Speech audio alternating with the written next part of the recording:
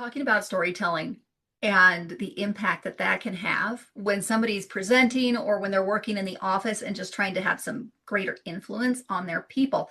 It seems like storytelling could be a really powerful tool that they can use. Tell me a little bit more about like how you use it or what you're reading or what you're seeing. Yeah, I see it a lot that it's a very effective means of communicating anything. Leaders, individuals should be using it a whole lot more.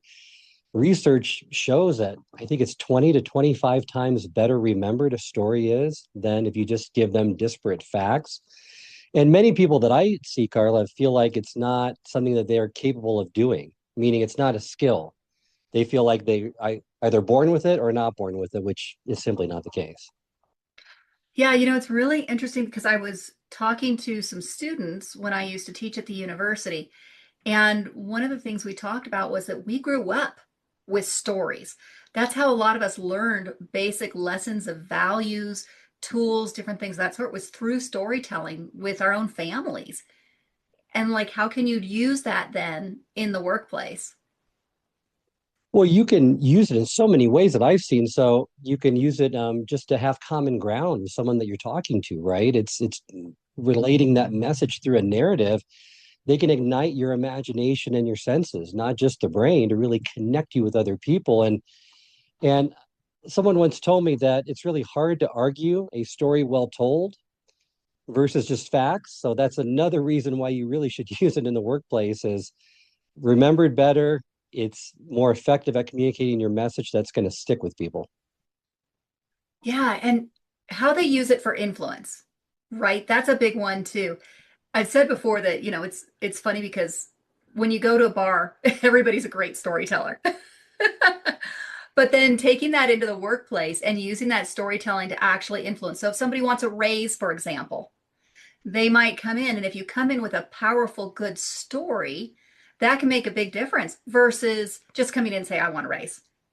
No, you're right. I was reading a book recently by Jonah Berger, Contagious, and he had stated that when you want to influence someone, instead of just giving them facts or persuasive argument, put it inside a story, kind of like a Trojan horse, where they don't realize they're getting that information because it's in this compelling narrative. Yeah. And the hero story. Talk to me a little bit about that. Like the hero story, what's the difference with that compared to another story that just has a hero in it? Is there a difference? Well, I think Joseph Campbell did it with the hero's journey, and you see it throughout our society, right? You see it in Hollywood. Any great motion picture trilogy franchise is probably based on the hero's journey. Star Wars is, Lord of the Rings is, Harry Potter. So it's so much more compelling because for a good story to happen, you need to like the characters. You need to connect with the characters, have that character development.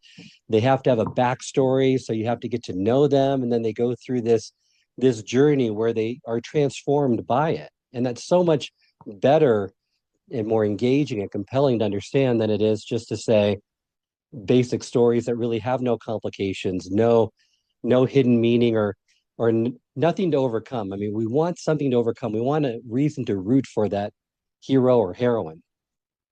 Yeah. And, a lot of commercials are done in 15-second, 45, 15-second, 30-second, 45 or a minute, right? Usually it's 15, 30 or a minute. And so I say some of the best stories are those that can be told in 15 seconds, maximum 30. I And agree. yeah, and they don't always have to be true to you specifically, right? They just have to be something relatable. Well, look at trailers for movies.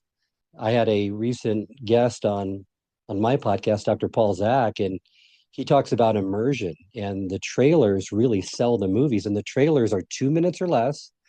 They give you enough insight to say, yes, this is something compelling and I want to see how it ends. So they're not giving you the whole story. They're giving you pieces of the story. They're doing it in a very short, condensed format that makes it something that you want to hopefully go to the movie and see once it comes out. What's the best story you've ever heard, Charles?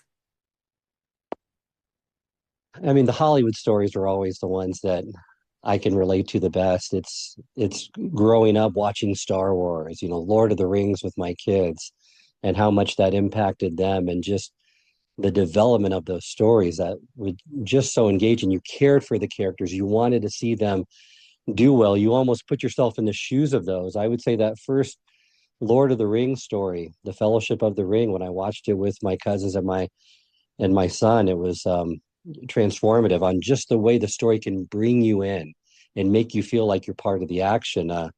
There's so many great frameworks for stories, but those are the ones that come to mind. How about you, Karla? Are there ones that a great story that you heard, or maybe a few of Yeah, them?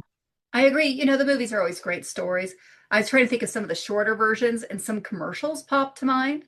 There's one, I won't say the name of the company, but everybody probably knows it, the one with the big, beautiful horses.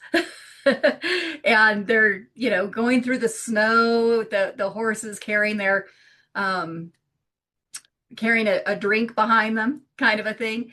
And just the way it's done is so beautiful. And they use the storytelling of pictures in that and really presenting that, and music is tied in, and all these things come together to make this beautiful short advertisement.